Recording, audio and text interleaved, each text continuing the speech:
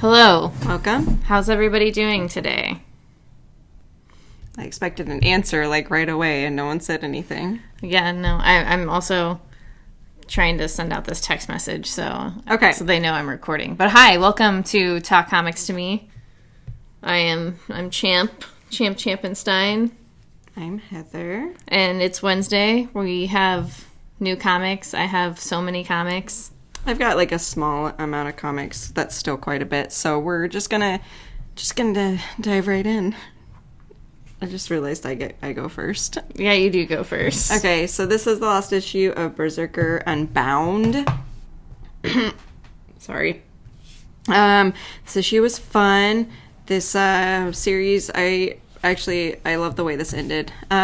This issue, the bad guys from the Berserker's world gets through the portal and is still trying to kill him. His human friend, who they call Buddy, I can't remember what his actual name is. Surprise, surprise.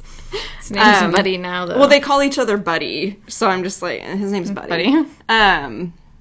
So they discover that like the magic from the Berserker's world does not work in the human world, so the human is able to defend the Berserker and, have fun and, be friends. Be friends. But, ultimately the Berserker does get his revenge. His homeless friend is like, I have nothing here for me. Can I just come with you? So they go back to the Berserker's world together and start to rebuild. And I just thought it was very, very sweet, and I loved it. Sounds like a good ending. Yeah, it was a very sweet ending. It was not one that I had expected, mostly because I expected the human to die. That just seemed like where it was going, and he didn't. So it was nice. It was short and sweet. Nice little four issue series. All right. Well, we both have Deadly Class. This is issue number 41. Heather has not read issue number 40. I'm a failure. I'm sorry. So she has not read this, but I did, and it just kind of talks about how Marcus has made his way into kind of the upper class, or the like mainstream. He's like popular now. Weird. So like he's kind of just like trying to slink in, and I don't know. It's weird. It's just like weird to like see him just be like, he has this very like shitty attitude still, but he's trying to just do his best or whatever. Is he killing less people? He hasn't killed anybody yet. Okay, good. But they went on like an assignment, and they just kind of talk about life and what's like basically kind of surviving within this world is like. Yeah. I need to get caught up on that. Yeah. I'm only 2 issues behind, so it's not not too bad. Do you want me to go? Yes, you go. Okay, so next I have Batman. This is issue number 82. And this is City of Bane part 8, I believe. Where do you say? Say somewhere, but... Here, I'll find it, because I'm really good at finding it. Yeah, you are much better than me. So this brings us to, like, the head of what's happening in the story, basically. You have Batman and Catwoman up against Bane, and... 8? Part 8? Okay. And this issue's wild as fuck. I just have no other way to describe it. Like, so much shit happened. And if you're reading Batman, it's just like... It's very exciting. Because it's coming to the end of Tom King's run? That too, and it's just all very, like... it's just very explosive. God damn it. So it's just, yeah, there's just... It's like... A lot going on. A lot going on, and, like, there's just... so many different ideas of what's going on. Like, what you think is going on isn't necessarily going on, and, like... I don't want to ruin anything. Because the cover kind of ruins part of it if you flip open the inside. So you get an idea of, like, okay, this is it. But also, I just want to say, fuck these acetate covers. Yeah, they're awful. They are the worst pain in the ass in the world. I don't think they look that cool. they weren't necessary for, like, every single comic that came out today. No. And just good luck stacking them on top of anything. Okay, so that's all I have to say about Batman. Okay. I go again. You go again? I go again. Okay. This is issue number 13 of Daredevil, and if you remember last time, Wilson Fisk killed a man in a bathroom. Oh, yes, I remember. Just because the feet. Yeah, he just smashed his fucking skull in. Mm-hmm. It was intense, and it was really awesome. Wait, was it the feet? Was that the issue with the feet? I can't remember. I know, it was something. Or are we talking about Ghost Rider where the feet are really big? Yeah, probably both. Oh, I should have kept this on so we could see. But, sorry. So he's just basically trying to figure out how he can clean up this mess and still survive within this group of people. And then Matt Murdock is just getting his lessons on with Elektra. That sounds dirty. It does sound dirty, but it's just them fighting. Okay. But I fucking I love this so much. That's good. I love how Elektra looks. I love her, like, big hair. If I ever find it, like, her just... Oh, yeah. Oh, it looks great. It's just... She looks fantastic. Yeah, I just love it. Okay. I've been wanting to pick that up and start reading it. I think you should. I will. I'm going to. Just do it. I'm just going to do it. Okay, I have issue 4 of Over the Garden Wall, Soulful Symphonies. In this issue, you kind of figure out how the sisters came to be. This stupid comic is so much fun. So, of course, I can never remember her name. The youngest sister, who's the one with the least amount of talent, she is thrown into a hole so that the 2 older sisters can steal the souls of Greg and Wirt. But the bird Beatrice is down there, and so the sister explains, like, she's never had any talent, so she discovered that she can summon, like, demons, essentially, who can give her talent. The way that they do that is they steal the souls and the talent from everyone in the town. That's why when Greg and Wirt get to this town, no one lives there except for these 3 people. Mm-hmm. So they are essentially waiting to take the souls of Greg and Wirt. It's really dark. Like, they show a scene where the sister and fucking Beatrice are down in this hole and they're just, like, surrounded by skeletons. Like, what? Like, just dead. All the dead people in town, all their skeletons and stuff. So yeah, that's what's going on here. The younger sister just doesn't, she's never stood up for herself before because since everyone in town is gone, these 2 older demons are the only people she has left. But she realizes her wrongs and is like, let's go save the boys. Let's go save the boys. Yeah, so they're gonna go save the boys. All right. Okay, now Buffy? Buffy. Oh, God. You just got too excited. I love Buffy. This is issue number... What is this? 9? Which one is this? What did I do? And this continues the Hellmouth stuff. Mm-hmm. This is pretty much how everyone is dealing with the fact that Buffy is gone to fight in the Hellmouth. Yeah, and everybody, it's like the world is turned upside down. Yeah, that's definitely what it feels like, because there is no, like, destruction or anything in any of the pages. It's just like, oh, Buffy's gone. Everyone resume your normal lives. And it's weird, and Giles is losing his mind. Yeah, no, Giles is being a dick. Yeah. He's being such an asshole. And that was, the whole time I was reading this, I was just like, damn, dude, like, chill the fuck out. I was thinking that I love how... As I'm sure I've mentioned this, I'm not a fan of the art in this, but I love how Giles is drawn in this entire issue because he's just the entire time. And I feel like that's just accurate because that's how I would be. He's just very high-strung. Yeah. Obviously hasn't slept for like 3 weeks. It's like, oh my God, I got attacked by a vampire. The Hellmouth is open. The girl I'm looking after has jumped into a Hellmouth. I love what he says. Has everyone gone mad? Yeah. And he's the one who's, like, being fucking crazy. Yeah, not wrong. It's pretty wild. Okay, me, I guess? You have 2? I have 2. You know. Okay, so this continues everything. This is issue number 3. Yes, this is issue number 3. This is a little less confusing. Okay. You kind of find out that the store... Is this Gabe from The Office? Yes, it is Gabe from The Office. Okay. Gabe from The Office is on the cover, just in case you're wondering.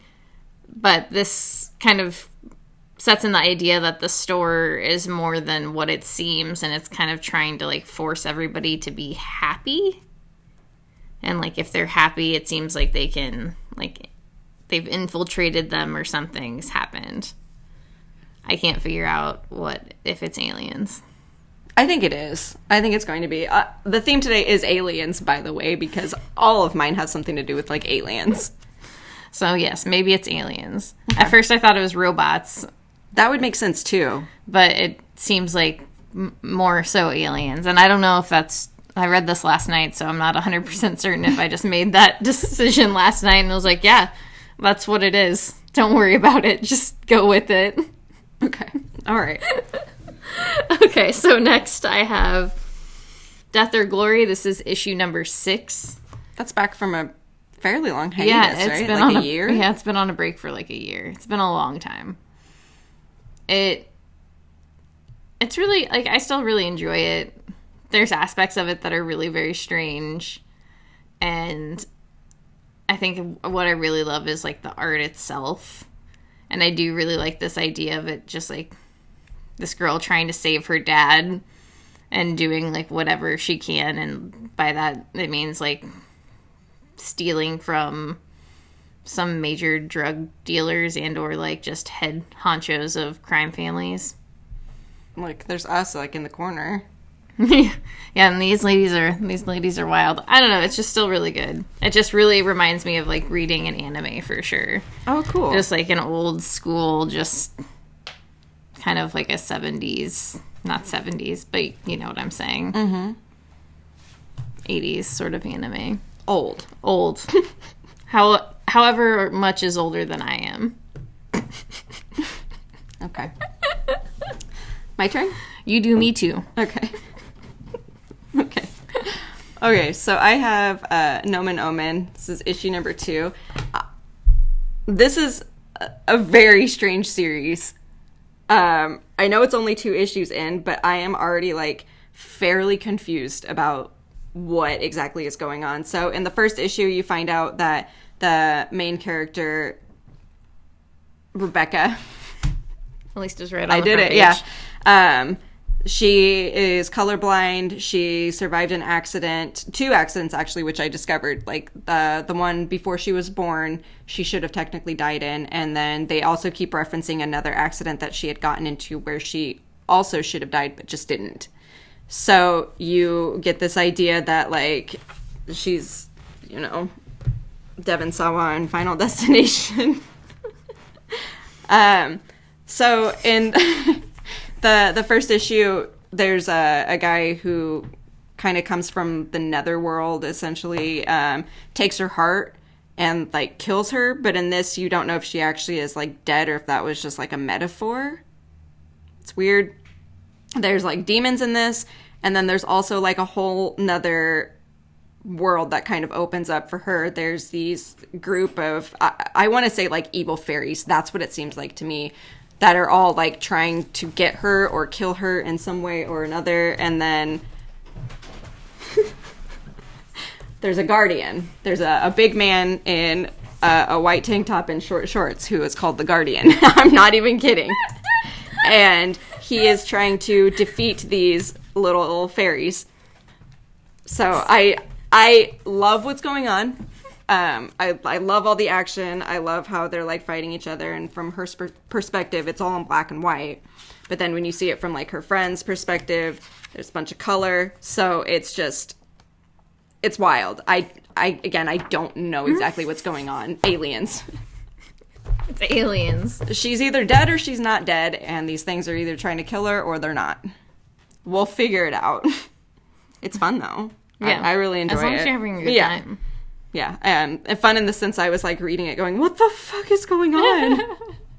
But I finished it, and I enjoyed it, so all that matters. So now here's both of us. Just kind of like the same thing that happened here. Yeah. This is Die. And this is issue 9. Yeah. 9? Yeah, 9. 9. This is super confusing as well.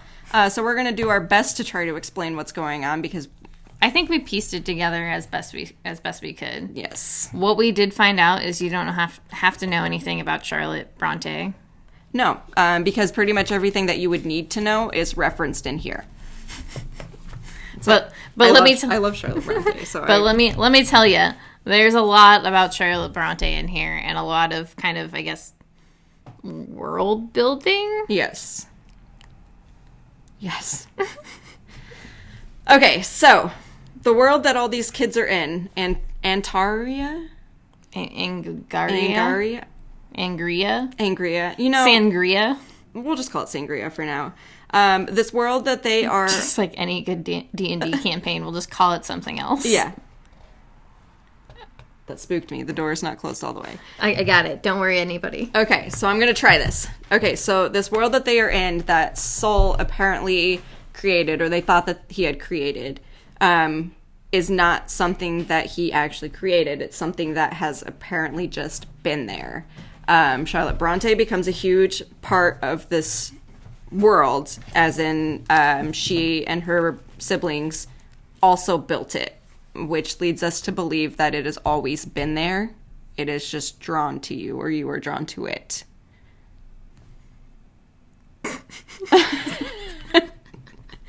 It's wild. Like, yeah, it's just there's no rhyme or reason to it. So basically, Charlotte Bronte tells the story of how her and her siblings created this world, each on their own, and died because of it. Or at least that's what she made it seem like, is, you know, they couldn't let go of this world, and so it consumed them, and they became a part of it. So that's her story, and it's bananas. And meanwhile, our friends in the hole are trying to find a way out. Yeah. Some of them seem to want to try to get back home. And I think everybody is just kind of like, well, we're here. We got to do shit. Mm-hmm. It's I'm sure it'll make sense, like, as we read more issues, but just in this issue alone, it is kind of confusing. So I guess we'll talk more on this when the next issue comes out. Yeah, this is one of those books I feel like I need to go back and read as a whole. Like I said, we kind of forgot what had happened when we were talking about the last story arc to this story arc. Mm-hmm. So I think having that refresher and maybe getting it all at once would be good. I don't know. Are you reading right now? Yeah, because apparently our friend, you know, Kieran Gillen here has never read any of their books either. So that leads me to believe that you don't need to read them to understand. Our good friend, our good dear friend. There's also Jane Eyre spoilers, so if you've never read the book, don't read the notes in the back. But I think you should read the book because I really enjoyed it. I'm not gonna lie, it's one of my favorite books, and I hate telling people that. Because I always get that judgmental look that Derek always gives me when I say something is my favorite. Oh, I know exactly the look you're talking about. Yeah. So, there's that. So we're just gonna keep talking. Do you want to go or you want me to go? I don't know. It's up to you. I'll go. So I have this V.E. Schwab, Shades of Magic, the Steel Prince, the Rebel Army. This is the last part in her Shades of Magic prequel series. Maxim Marish, who is the prince, the Steel Prince, he just finished the Steel Knives competition. He came out on top. He won. The bad guy that was in the Steel Knives competition is pissed that he won because he is apparently, I am the king of magic, like that kind of thing. So he starts taking over Maxim's ships and recruiting the people there to rebel against him. Hence the Rebel Army. All right. Yeah, it's so that's just the beginning of him, like, going around either killing the people who won't kneel and taking over the ones who will. Taking over as in, like, he brainwashes them to fight against Maxim because he wants to fucking destroy that kingdom. All right. It sounds like an asshole. Yeah, no, he's a huge dick. He has this really cool power, though. I can't remember what it's called, where he can, like, take over the body and then just, like, destroy him from the inside out. It's pretty sick, yeah. It's like what he does. It would be very useful, but also dangerous. I can see why people want to kill him, because he can just, like, look at you and kill you. So It sounds scary. It's a big deal, yeah. You say something he doesn't like, he's like, meh, and then you just Exploded. get destroyed, yeah, into, like, ice pieces. No, I don't like that. Yeah, it's terrifying. Okay, I guess I will go next. I have BB Free. This is issue number 1. It was cute. That's what I got from it. That was part of the reason I didn't want to add it, because I have a lot of cute things, but I was very curious to see where it would go. I can't say that it's 100% something that I like a bunch. The writing wasn't, like, for me, super strong. But the story was really, like, I really liked the idea. She's basically, her father continually tells her to be, like, a good girl and basically fall in line. And she's trying to do a radio show with her friend called Sheila Radio, I believe. And the art is cute. The art is really cute. Like, yeah, the book is, like, super adorable. And it's, like I said, the story is really interesting because her dad is basically trying to keep her under his thumb. There's something called the Freedom for 15, where people at the age of 15 go out and kind of just, like, live their life. And she wants to go travel the world and, like, do her radio show. And, like, that's what the radio show would be about, is her just doing that sort of thing. And her dad is just, like, very against it. And then she's also, like, magical in some sort of way. Cute. Yeah, no, it is very cute. But also, once, like, you know, it's not necessarily my gig. Right. I did really like it, and I probably would suggest it for people who are, like, into that sort of thing. But, yeah, the art is just so good. I think that was one that Whit is really into. Or at least into the idea of it when we had talked about it. Yeah, no, and the idea is really, like, I really do like the idea. And maybe if I could have put myself in a different mindset, I would have liked it more. Like I said, it wasn't bad. It was just not my style. Okay. And I think it'd be really great for young readers. Like the Runaways? Yeah, like the Runaways type of people, yeah. Okay. Interesting. Okay, I'll go. Okay, so I have issue number 2 of Strange Skies over East Berlin. This is a weird one. This is an alien one, I'm convinced. I actually am convinced that it is aliens. So we have a American spy who's kind of infiltrated this bunker in Berlin where a lot of weird things are happening. The wall is still a thing in Germany right now. And I don't know if it's like it takes place before the wall had been taken down or if it's like current times, because I guess I just never looked into that or like questioned it. But basically this issue deals with a Major Stasi is he's the one who was like killing people and like taking them prisoner anytime they would try to get over the wall. So this American spy is in the same bunker as this same guy who he doesn't know if he'd seen his face before. So if when they get out, he's going to be, you know, taken prisoner or killed or whatever. But while he's down there, he's trying to figure out what had happened to a man that he had interrogated. He pretty much turned into this weird, like, light alien demon thing and then just, like, disappeared. And that's slowly happening to everyone within the bunker. So he is investigating it, trying to figure out what that has to do with the wall, what it has to do with the kind of technology that has been going on down in the bunker that no one else seems to know about, while also trying to stay alive and not getting killed. Because once they, like, the alien blue lights or whatever takes over you either kill or you kill yourself. So there's a lot going on. That's all I was saying. That sounds intense. There's a lot going on in this. But the narration in this comic is really, really cool because I don't know, like, whose point of view it's supposed to be. I like that. Yeah, and it's very mysterious. Like, they give you a lot of the information right off the bat, but then, like, when it comes to explaining what exactly is happening, they're kind of keeping that under wraps and, like, letting the story unfold, and that is super cool. Yeah. This is one I really enjoy, so I am going to have to get you that first issue because I keep forgetting to grab it. All right, so next I have... we're doing this so quick. I know. I have Pretty Deadly, the Rat. This is issue number 3. And the uncle is still just trying to figure out more about his niece's death. And they go and visit the Reaper of Thirst. That's a sick name. Yeah, she is a wild-looking lady and very, very just kind of gross. That's not gross. That's so cool. Yeah. What is she spitting out? Snakes? Snakes there. But basically she gives you whatever you thirst. So any of those sorts of, like, you know, booze, sex. And he just wants information. Did you just list those two? Because that's what you always thirst for. These are the only things I know.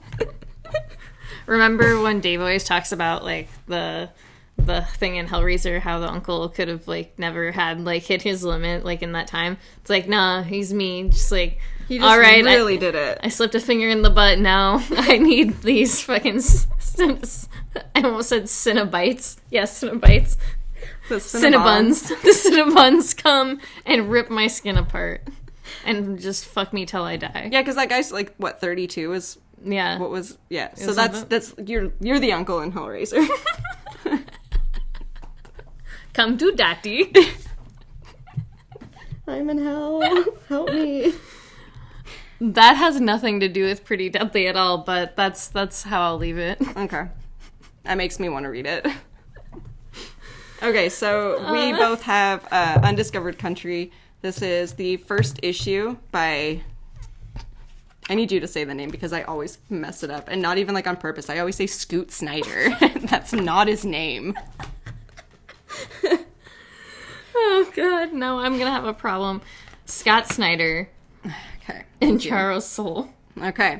So, this story is apparently a really big one. This is about a group of, like, scientists and doctors and stuff. They are flying... And soldiers. And soldiers, sorry. To... I don't or care one about one of each of those. Yeah, one of each of those. In a group, flying to the United States, which has been walled off from the entire world for 30 years, no contact in or out. These people from the other world are dealing with this sickness called the sky. Yes, the sky. The sky. It, from what I understand, it makes your insides melt out of your eyes. At least that's what happened. It's what happened to the kid. Somebody, yeah. So, based off this illness and the fact that they have no vaccine for it, outside of the walls of the United States, they just don't have much time to live. Like, humanity is just going to collapse. So they receive a message from inside of the United States telling them, like, hey, come in here. A video message? Yes, both of those things. Basically, the guy's like, hey, come in here. We have this vaccine for you. So they all go get the vaccine, and, you know, a walled-off world for 30 years. The United States especially, shit is not going to be good, so... But they just, like, are like, yeah, let's do this. Yeah, that makes sense. Let's go get this vaccine for let's this... not do, like, any sort of reconnaissance or anything. Yeah. Let's just fly a helicopter in there. They fly right in, and it turns into Mad Max Fury Road, and it's actually pretty cool. Yeah, no, it is really cool. I would say, we were talking about this earlier, the beginning of this book is filled with dialogue, I guess. So many words. Just a lot of exposition. I didn't come here to read a book. I wanted pictures, which, by the way, the art is pretty art cool. is really great. It's just one of those things where I felt like that kind of deterred me from the book when I started, and once I hit the cool parts, I was like, oh shit, I love this. They got monsters I've never seen before. Yeah, there is a little bit of a twist at the end. It's a twist that's already happened here in the United States. But just like every, you know, thing in the world, they're just recycling it and making it happen again. Maybe they just love KFC. Damn. Maybe. KFC. I do really want KFC right now. Thinking about chicken a lot. Chicken's great. Yeah, mashed potatoes mostly, but yeah, I mean, if you like post-apocalyptic shit, This would probably be a good one. Yeah, it's sorry, it's really wild. There's a lot that happens in it. There is a lot that happens in it. A lot, yeah. I can't even really remember half the words I read. I feel like I just, like, blocked on it because I was like, I just want to know what's happening to them. It flashes back and forth in time. It flashes back and forth in time. But, like I said, just gives you kind of some unnecessary information. It could have filled in the gaps later for you. Yeah. And, like, it kind of reads like an action movie, like I said. Just like, boom, boom, boom, boom, boom. Like, hits those beats. Those beats. And this is where we crash. It's, so Undiscovered Country. Sorry, that's issue number 1 by Scott Snyder. I don't know why I even call him that. Yeah, have you ever met somebody named Scoot? No, but we do have someone named Skippy. So it's possible that there is someone named Scoot. Well, not this man. Not this man. This is Scott Snyder. He's a very popular comic writer. Please don't think we don't like you, because we do. No, I'm just an idiot, and I just can't say Scott for some reason. It just always comes out Scoot. And it's only with his name, too. Like, I've never mixed up any other Scott. Maybe it's the double S's. It could be. You're just, like, preparing yourself to say Snyder, so you just say Scoot. That's probably it. So, I am the only one with an X-Men book this week. Actually, I did read 2 X-Men books, but first I will talk about New Mutants. This is issue number 1. This is really, really good. I really, really liked it. Basically, Cyclops' dad strands them on like a space station. Classic. He would do that. But the art is really great. It kind of goes a little bit more into Krakoa and the gates and kind of how they feed off energy or feed off the world that surrounds them, like things from within Krakoa, it seems like. Oh, I thought it was one of the better New Mutants books, one of the better X books that has come out. Do you think it's just because Hickman's doing it? I mean, it's Hickman and Ed Brisson. I think Ed Brisson wrote the first issue, or maybe they teamed up. Where is it at? Damn, these pages. There we go. Okay, it just tells me they both wrote it. So okay. They just double teamed it. But it, yeah. Thank you. But it was really great. I really liked it. And then the other book that I don't have with me is X-Force, and I just read that. And I'm really bummed you didn't get to read it. I'm gonna read it when I go into work. But I did ruin all of it for Heather because she let me. I asked her to because I needed to know. I don't like being blindsided. That's why I hate surprise parties. Well, this was a surprise party for sure. The issue was really, really good. Like, I don't know what I expected, but it was a solid issue. The writing was killer.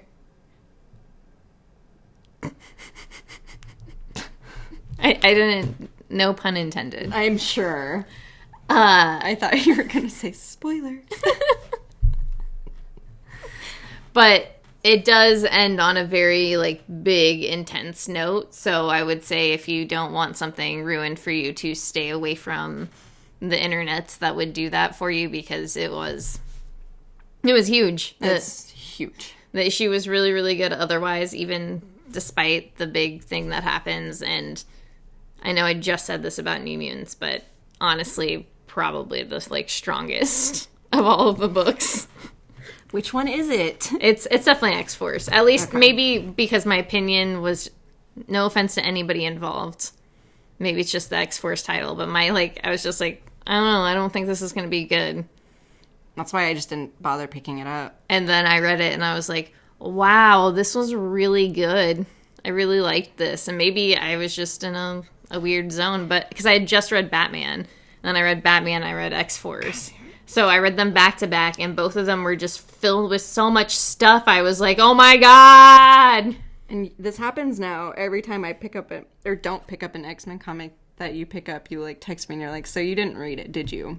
Because I would have been blowing you up with, like, stuff. So no, I have not read either of those. Okay, well, before we're done, I actually have something for you. I wanted to give to you really fast while we're on. Me? Yeah. Okay. Just to show how good of a friend I am. I couldn't have anyone know that I'm a mediocre friend at best. No, you're a good friend. Being the idiot I am, I did. Did you already wrap a Christmas present? It's for you, and all I had was like Christmas, like this Christmas thing. I was gonna. I like how you're opening it for me. Well, I'm not opening it for you. Oh god, I put yarn on it and tied it in a very tight knot. Oh my god. Okay. Like a super insanely tight knot. Okay. All right. There you go. My Christmas present. This is why Christmas presents. His comic page. Oh yeah, I tore apart one of the gross books we got, so I was just like.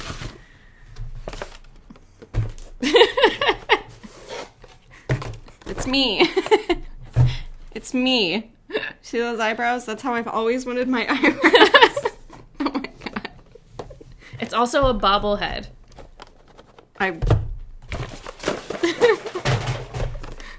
I didn't realize that till I looked at the front of the box and I was like, oh my god, it's a bobblehead, which is amazing. So this is a Namor Pop bobblehead, just in case you're wondering. It's the 80th anniversary edition. Oh my god, he has little wings on it. Here we go. Here's his little feet wings. Oh my god, this is amazing and the best thing ever. He did nothing wrong. But yes, I felt like this was important to give you. This is very important. Thank you. You were so welcome. Did you guys see that? This is what a good friend does. And I bought it yesterday. Damn, and you kept it secret the whole time? I had Whit put it under a secret name, so when it came in, that you wouldn't see it. And then when it did come in, it came in yesterday, but I told Wendy and Dave I was ordering it for you. So, like, Wendy... I don't know if you remember her pulling it out and was like, oh, they finally wrapped a pop in the Yeah, no, cardboard. And I remember seeing it too and being like, who ordered that? For a minute I thought it was Wendy, and I was like, why would Wendy order any more? It's me. It's for me. So that's it. That's the gift. And that's it. I just wanted to do that here. I believe in Namor. Now everybody will know. Okay, so everybody, go buy comics. Thank you for listening to us. Thanks for enduring us. Right after I say I don't like surprises, you're like, let me give you a surprise. Okay, bye. You'll guys. love it. Bye. This is really cool though, thank you. Yeah, dude. I love it.